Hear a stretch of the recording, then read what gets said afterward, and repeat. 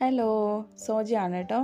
ഇത് എൻ്റെ അമ്മമ്മയാണേ, പപ്പയുടെ അമ്മയാണ്. അപ്പം അമ്മമ്മയുടെ 100ാം ജന്മദിനം ഞങ്ങൾ കഴിഞ്ഞ ദിവസം ആഘോഷിച്ചു. ഞങ്ങൾ അമ്മമ്മയുടെ മക്കളും മരുമക്കളും പേരക്കുട്ടികളും അവരുടെ മക്കളും ഒക്കെ ആയിട്ട് ഒരു വലിയൊരു ഫാമിലിയും അത്യാവശ്യം കുറച്ച് അമ്മമ്മയുടെ ബന്ധുക്കളും ഒക്കെ ആയിട്ട് ഒരു ഫങ്ഷനായിട്ട് നമ്മളത് ആഘോഷിക്കേണ്ടായിരുന്നു കേട്ടോ. 100 വയസ്സ് എന്ന് പറയുമ്പോൾ തന്നെ എനിക്ക് അമ്മമ്മയുടെ കുറച്ച് കാര്യങ്ങൾ നിങ്ങളോട് പറയാനുണ്ട്. ഒന്നാമതായിട്ട് പറയാനുള്ളത് അമ്മമ്മയുടെ ദൈവത്തിലുള്ള അടിയുറച്ച വിശ്വാസം തന്നെയാണ്.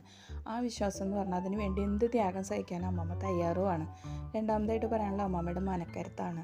ഏത് വിഷമസന്ധി വന്നാലും അതിനെ വളരെ ധൈര്യത്തോടു കൂടി നേരിടുന്ന ഒരു വ്യക്തിയാണ് അമ്മമ്മ.